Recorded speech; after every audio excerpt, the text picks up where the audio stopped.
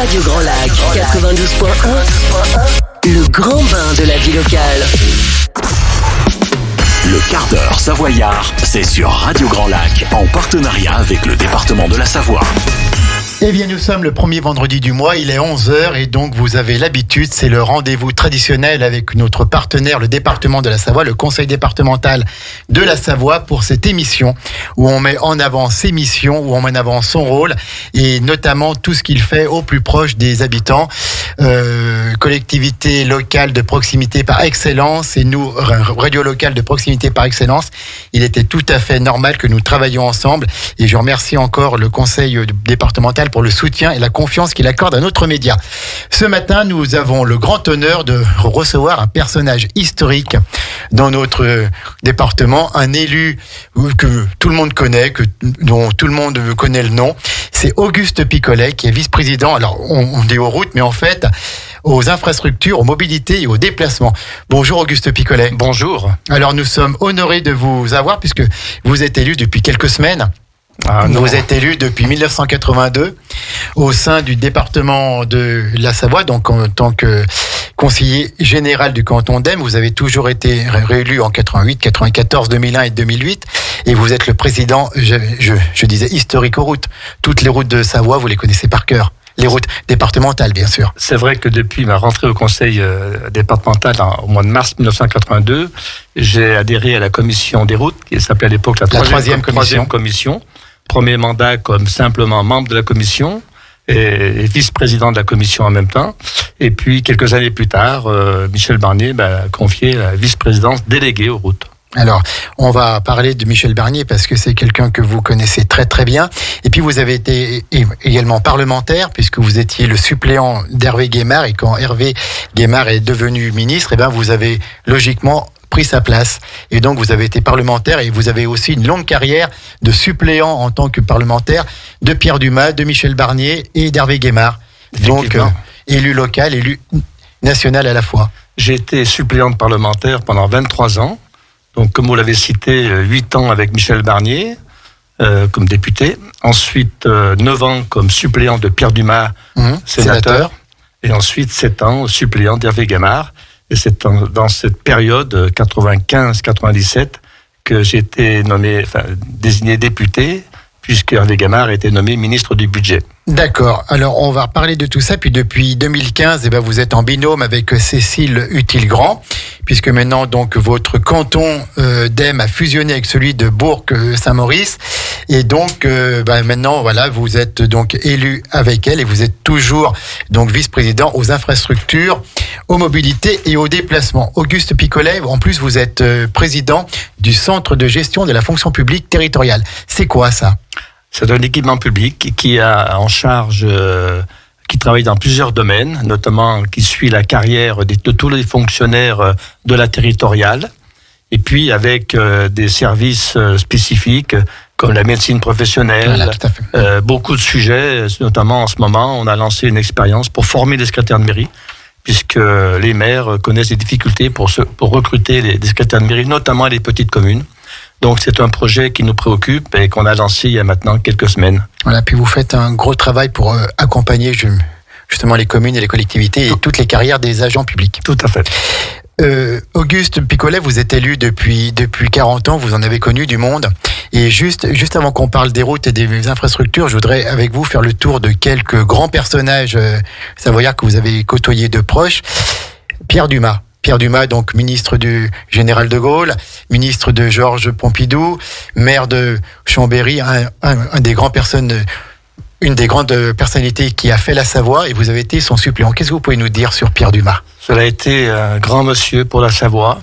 J'ai, à l'âge de 16 ans, commencé à coller ses affiches en Maurienne, puisque je suis natif de Maurienne. Alors, il a été à la députation pendant de nombreuses années comme député en Maurienne. Un Mauriennais qui a été élu des Tarins après. C'est rare, ça. Il fallait le faire. Il fallait le faire. Et c'est vrai que Pierre Dumas, pour moi, c'est un père spirituel. Il a été quelqu'un de formidable. Il a fait beaucoup pour la Savoie. Bien sûr. Un humanisme proche des gens. Et moi, j'ai eu beaucoup de plaisir pendant ces 9 ans, mais soit avant, soit après cette période, à être à ses côtés pour l'accompagner, l'aider le mieux possible. Tout à fait. Pierre Dumas, vraiment un grand homme. Et puis, puisqu'on est à Aix-les-Bains, vous me parliez tout à l'heure en off de l'ancien maire André Grosjean, que vous avez bien connu aussi. Vous avez siégé à ses côtés. Qu'est-ce que vous pouvez nous dire sur André Grosjean? J'ai siégé à ses côtés. Donc, mon premier mandat au niveau du conseil départemental, à la commission des routes. Quelqu'un aussi de très dynamique, avec un caractère marqué. Bien trempé. Mais j'avais beaucoup de plaisir à travailler avec lui parce que c'était quelqu'un de franc. Quand il y avait quelque chose à dire, il le disait. Il prenait pas de détour. Et c'est aussi un peu mon style. Donc, on s'entendait bien. Vous entendez bien. Troisième personnage dont on a beaucoup entendu parler ces derniers mois, qui a lui aussi beaucoup fait pour la Savoie, pour la France et pour l'Europe, c'est Michel Barnier. Vous l'avez bien connu, vous avez été son suppléant. Alors, vous le connaissez encore bien. Vous avez cité que j'avais été élu conseiller en 82. Oui, donc. En 82, pardon. En 82. Mais ma fonction élective a démarré en 1977. Où j'ai été élu aux côtés du docteur Dujol comme conseiller municipal à Albertville, oui.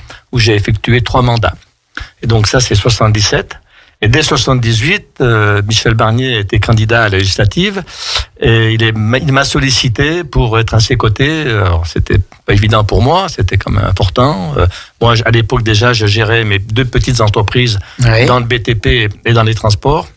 Mais néanmoins, j'ai accepté d'être à ses côtés. Une campagne compliquée, 130 réunions en 2 mois, avec une période où il a beaucoup neigé.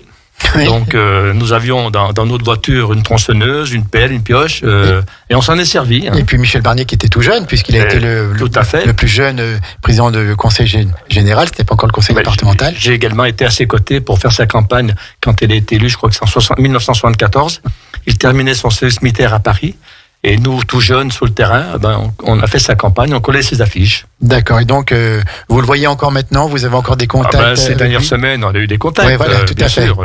J'étais aux côtés de Renaud Beretti, à ses côtés, pour le soutenir la candidature de Michel. D'accord. Et puis la dernière personne dont je veux parler avec vous avant de parler des routes et des infrastructures, ce n'est pas un Savoyard, c'est un Corrézien.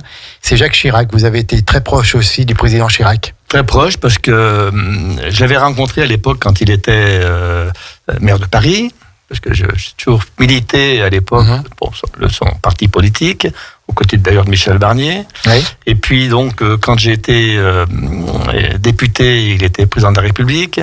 Et il est vrai que j'ai eu l'occasion de le rencontrer régulièrement pour parler des petits sujets. Il aimait bien faire qu'on lui fasse remonter les problèmes locaux. Et pour moi, c'était un plaisir d'être à ses côtés, de le rencontrer régulièrement. Et puis, il m'a, au bout d'une année, quand il y a eu la dissolution de l'Assemblée nationale, j'étais plus député, il m'a nommé au Conseil économique et social. Ouais, d'accord.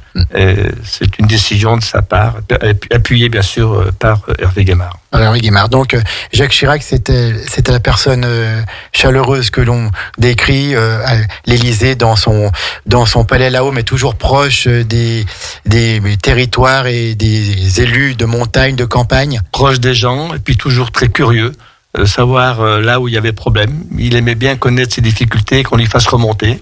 Et il y avait souvent des suites quand on l'interpellait sur tel sujet.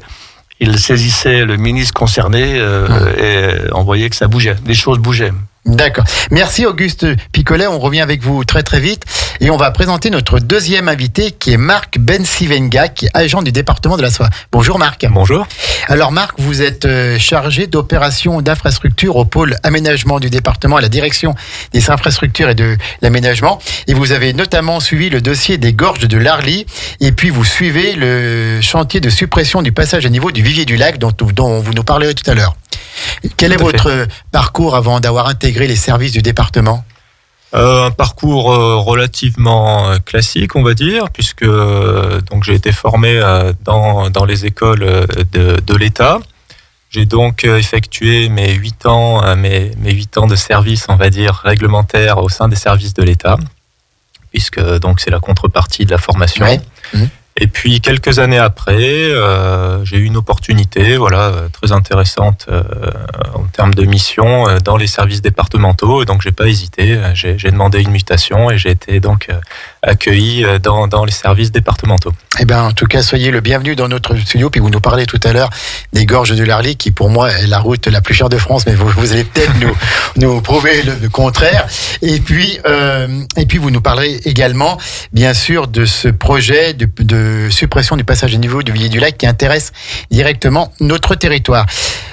Auguste Picolet, le domaine des routes départementales est un sujet primordial pour chaque département, mais quand on est en Savoie, qu'on a des routes de montagne, qu'on a des cols, c'est encore plus important et plus coûteux.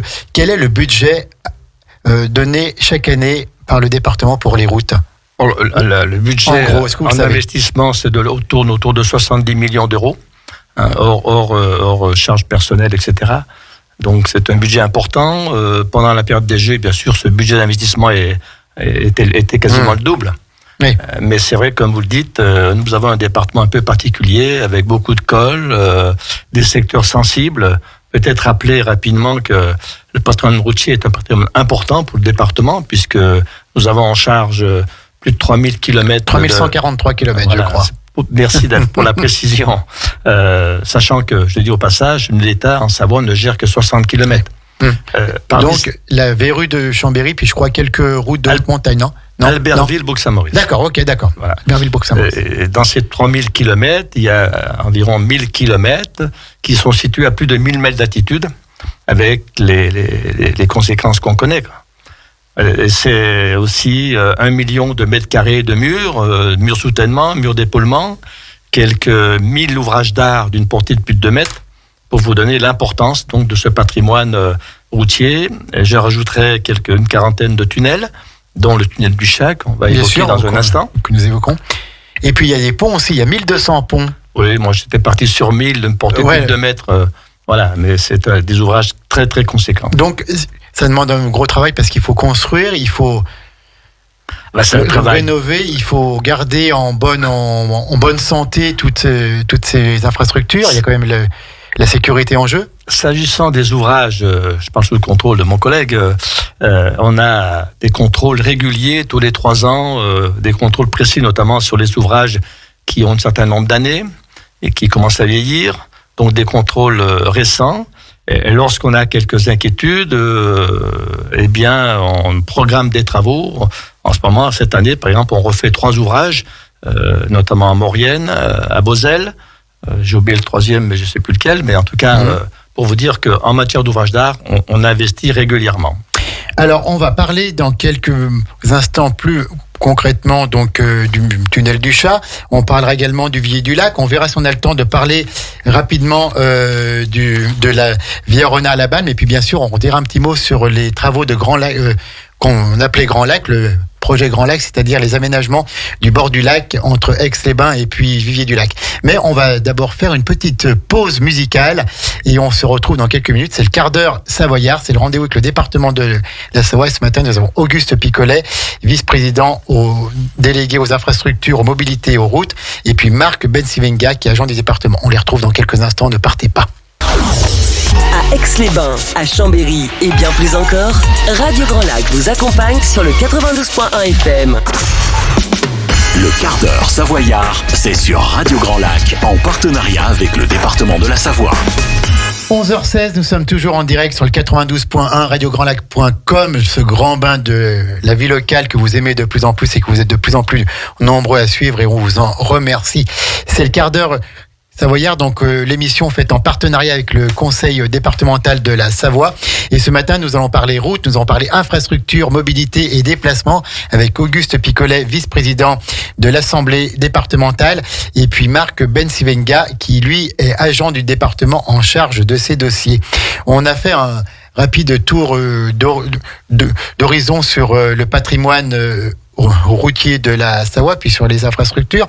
Et là, je voudrais qu'on parle un peu plus de quelques dossiers, notamment des aménagements du bord du lac du Bourget, le projet Grand Lac, avant que Grand Lac n'existe, qui avait été voulu par Michel Barnier, qui a été inauguré en juin 2009 par Hervé Guémard. Auguste Picolet, qu'est-ce qu'on peut dire sur ces aménagements qui sont vraiment maintenant appréciés et que la population utilise tous les jours en balade, en vélo, à pied?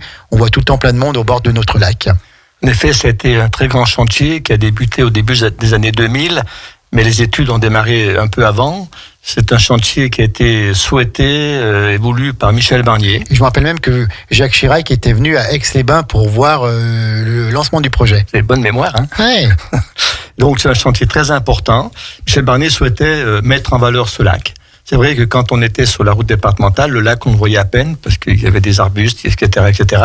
Et puis, il fallait prendre à l'époque en compte le problème des cyclistes. Et donc, ce grand chantier a permis, d'une part, de sécuriser la route départementale, de l'améliorer, et puis de réaliser cette piste cyclable en bordure de l'eau, le long du lac. Et on peut dire qu'aujourd'hui, ce chantier était très, très apprécié à l'époque, et il l'est encore aujourd'hui, très fréquenté. Ça a été une réussite. C'est un chantier qui a coûté l'ordre autour de 25 millions d'euros. 25 millions d'euros, oui. Avec une aide de l'État à hauteur de 10 millions d'euros. C'est 15 millions financés directement par le département. Tout à fait. Alors, un chantier qui s'est déroulé sur 3 à 4 ans. Et donc, il faut quand même avoir un département dynamique pour pouvoir financer de tels projets. Oui, il faut avoir un département, j'allais dire, riche, entre guillemets. Alors, c'est vrai que le département de la Savoie a quelques ressources par rapport à d'autres départements que je ne citerai pas, mais oui. Il fallait faire ce chantier, c'était très important. Voilà, donc, et puis, je dois dire aussi, c'était à l'époque un équilibrage par rapport, c'était la période des Jeux, on avait beaucoup investi, notamment en Tarentaise. Il y avait l'autoroute de Maurienne qui commençait à se mettre en œuvre. Il fallait une compensation sur le secteur chambérien Aix-les-Bains. Ça a été donc un grand chantier et qui, je le confirme, donne satisfaction encore aujourd'hui. Tout à fait, c'est un immense succès et adopté par la population autant aixoise que chambérienne et ailleurs qui vient s'y balader. Deuxième grand dossier pour un axe structurant de notre territoire et de notre département, c'est le tunnel du Chat. Donc là, ça a vraiment été aussi des travaux formidables, des travaux très coûteux qui ont été financés quasiment totalement par le département. Qu'est-ce que vous pouvez nous dire sur... Alors, il faut rappeler qu'en 2006, l'État a transféré au Conseil départemental de la Savoie plus de 300 km de routes nationales, dont l'itinéraire du tunnel du Chat, l'ensemble de la nationale 6, la RN6 qui part des échelles jusqu'à Lens-le-Bourg, Monceny, col qu'on a inauguré il y a quelques jours. Et donc, c'était important de travailler sur ce sujet. Alors, l'État aurait dû, à l'époque, le mettre en conformité, ce tunnel, notamment le tunnel existant, ce qu'il n'a pas fait. Et donc, le département de la Savoie a été mis en demeure en 2010 ou 2008, peu importe les dates, oui, bien sûr, de mettre en conformité le tunnel existant et également de créer une galerie de sécurité. C'est ce qui a été fait. Un chantier de l'ordre de plus de 50 millions, si on prend en compte tous les travaux du tunnel, de la galerie et des travaux annexes, c'est-à-dire les 2 giratoires de chaque côté du tunnel. L'ensemble de ces travaux, donc, c'est autour de 50 millions d'euros. Donc, un chantier très important, qui a duré, dont nous a mobilisé pendant 3 à 4 ans sur le plan financier. Voilà, puis donc il y a eu la construction d'une galerie qui permet maintenant aux cyclistes et aux piétons de passer à part et de ne pas être au bord de la route. Tout à fait. On peut dire aujourd'hui que cette galerie est très très fréquentée par les cyclistes. Au passage, dire aussi qu'avec mon collègue Renaud Béretti, qui est vice-président au département en charge de la culture, nous avons tout de suite, à la mise en service de la galerie, souhaité mettre en place des fresques pour éviter des tags sauvages. Oui. Et aujourd'hui, je dis merci à ces initiateurs de tags. Ils ne sont pas venus faire des tags sauvages dans le tunnel. Voilà. Les fresques ont été respectées. Et c'était aussi une occasion pour à nouveau mettre en valeur notre patrimoine départemental, nos produits savoyards. D'accord, très très bien. Au niveau des tunnels, donc il y a le tunnel du Chat, est-ce qu'il y a d'autres travaux prévus sur d'autres tunnels dans le département ou... Oui, on a en ce moment, depuis maintenant 3 ans, la mise en conformité des tunnels d'accès Val d'Isère et Tignes. D'accord. Du Sceau, le Chevril, il y en a 4. Et donc, on a commencé depuis 3 ans. Cette année, c'est le Chevril. C'est en gros 1 million et demi chaque année que l'on met en place pour mettre en conformité ces tunnels. D'accord. Merci beaucoup. Est-ce qu'on peut parler vite fait d'un projet qui intéresse plus l'avant-pays savoyard? C'est le projet à la Balme, la passerelle Via Rona. En effet, je ne sais pas si on va parler beaucoup des pistes cyclables, mais rappelez que depuis maintenant 30 ans, on a fait des efforts très importants en matière de réalisation de pistes cyclables. Bien sûr. D'ailleurs, la première section importante a été Chambéry-Technolac. Oui. Ensuite, il y a eu la section Le Vivier Aix-les-Bains, parce qu'on évoquait il y a un instant. Et puis, il y a eu la partie sud, Chambéry-Lac-Saint-André. Et puis, il y a la Viarona, qui a démarré il y a quelques années, où on a à peu près 5 km de Viarona. Et puis, dans ce secteur, comme vous venez de le citer, il y a eu la passerelle de la Balme, sur un bras du Rhône, qui permet aujourd'hui de relier la Savoie au département de l'Ain. Et donc, c'est un chantier important. La Savoie à la France, alors, en gros. Non, je ne dis pas ça. Et je peux dire que sur cette passerelle, on a eu la chance d'avoir un financement exceptionnel de l'État, de l'Europe, des 2 départements, voilà, et puis d'autres partenaires également. J'en profite également pour dire que nous construisons, c'est le département de la Haute-Savoie qui est maître d'ouvrage.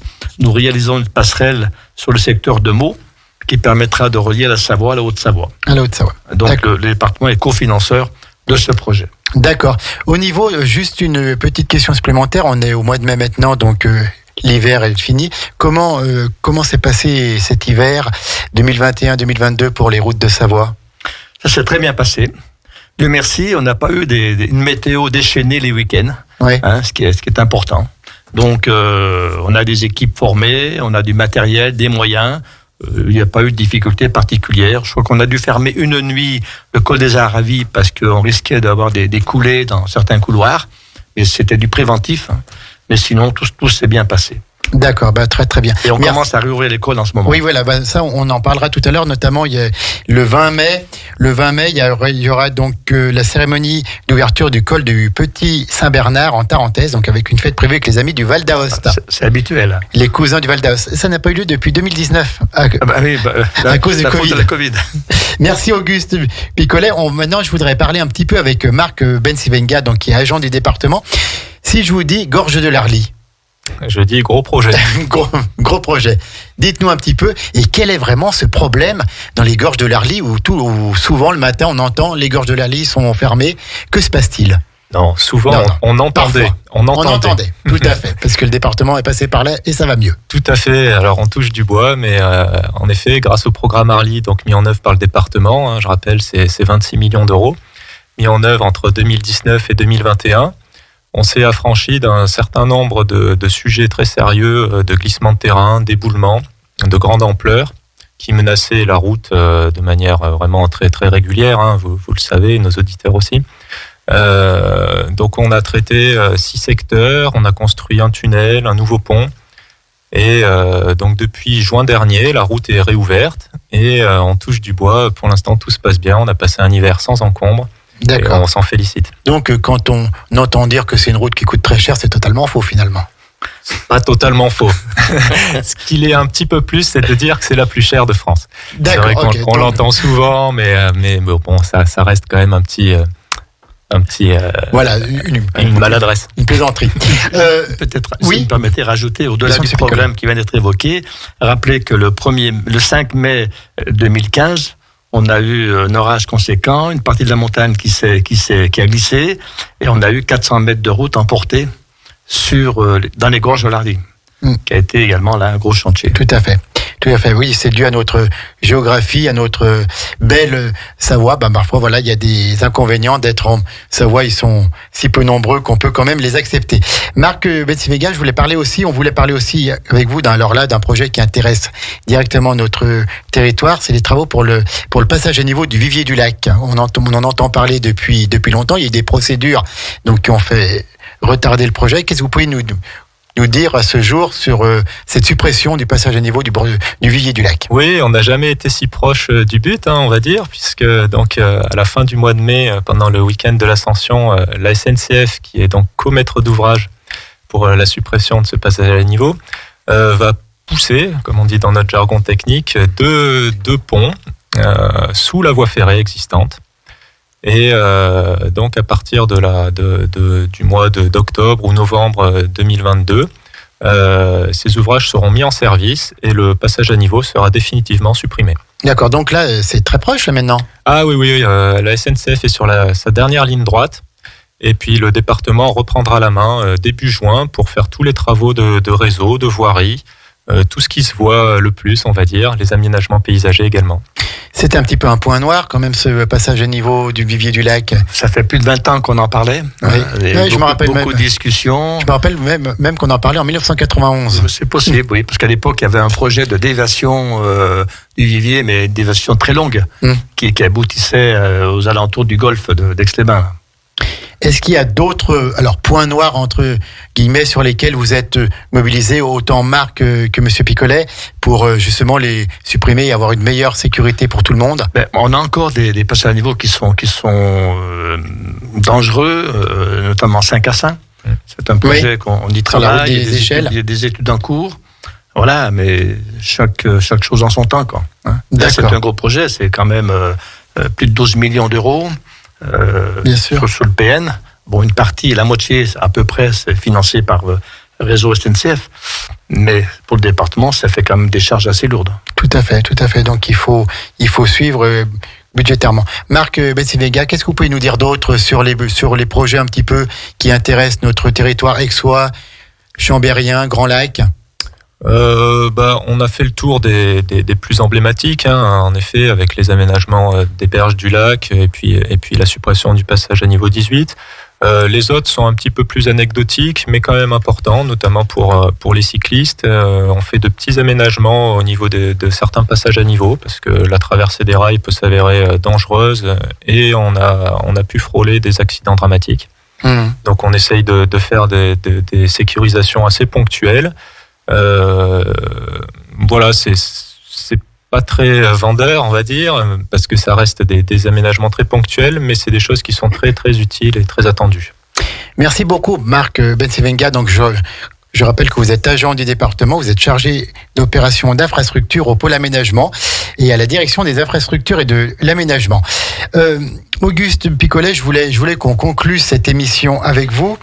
Vous êtes conseiller départemental, vous avez été maire de Macola-Plagne de 2001 à 2008, vous avez été député, vous avez été suppléant député, suppléant sénateur, vous avez une vie publique bien remplie, vous êtes connu, reconnu, et vous êtes toujours là, vous êtes toujours passionné.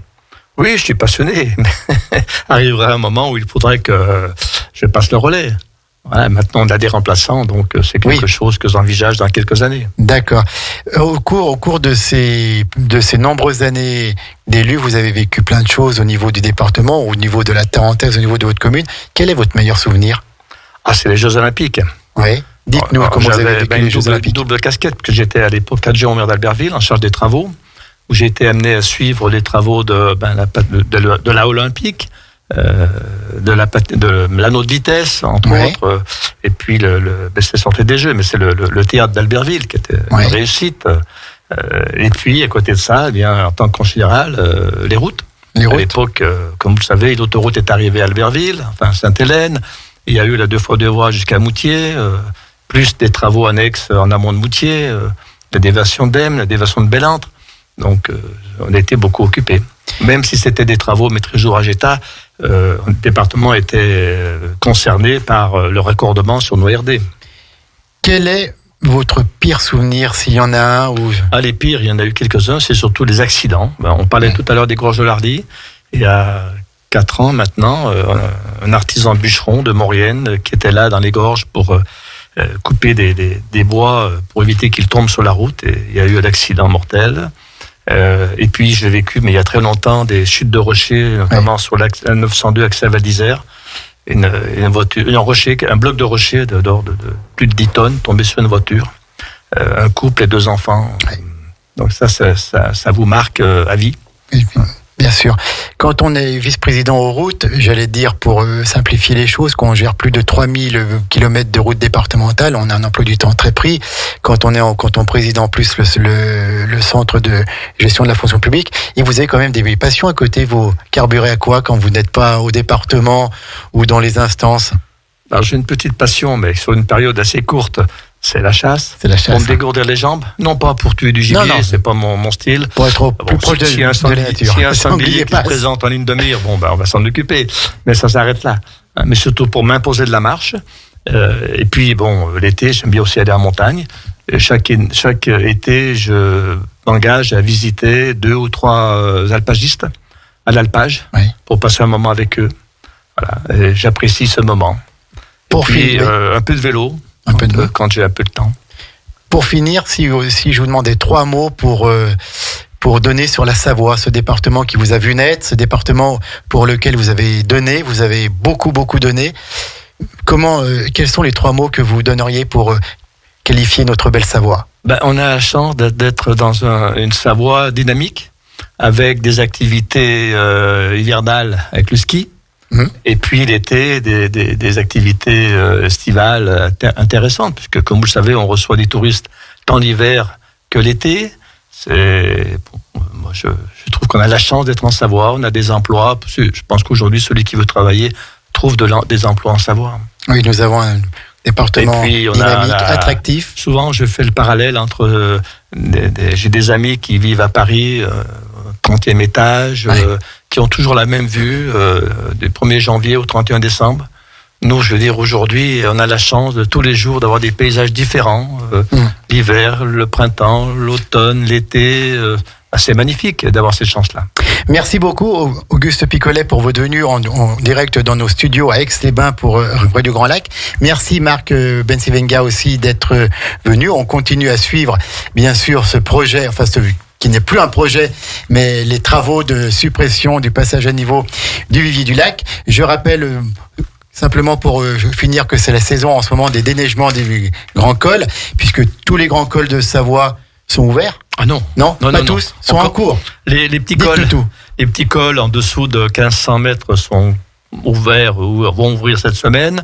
On a ouvert vendredi dernier le col du Mont-Cenis avec 10 jours d'avance, parce qu'il y avait peu de neige. On a enchaîné là sur le col du Comète Roseland. On est arrivé au col, mais côté Beaufort, on a quelques difficultés puisqu'on a des affaissements de chaussée. Donc, je pense que d'ici une quinzaine de jours, on pourra l'ouvrir. Vous avez cité le col du Petit Saint-Bernard. Oui. On devrait l'ouvrir le 20 mai. Et le dernier on a également enchaîné. On a enchaîné sur l'Iseran. Côté Maurienne, on va enchaîner sur le Glandon et le Galibier. L'Iseran qui est toujours la route la plus haute d'Europe ou pas? Oui, 2700 mètres. Inauguré par le président Lebrun juste avant-guerre, je crois. Vous savez tout. Merci Auguste Picolet d'être venu. C'était le quart d'heure savoyard. On se retrouve dans un mois, le vendredi 3 juin. Et là, on va parler culture. Encore une autre action menée par le département de la Savoie. Un autre domaine où le département est très dynamique. On va parler culture et ce sera le 3 juin à 11h. Merci Marc Bensivenga. Merci Auguste Picolet. On a vraiment été heureux de passer cette demi-heure en votre compagnie. À 13h, on retrouvera notre ami Julien Donzel pour sa leçon d'histoire. Il nous parlera du maréchal Lannes, donc un des plus grands serviteurs de l'empereur Napoléon Ier. On va parler de la Grande Armée, on va parler de tout ça. Puis ce soir à 19h, Christian nous donne rendez-vous avec la Note Bleue, émission sur le jazz, une des émissions les plus qualitatives en France sur le jazz, j'aime à le dire.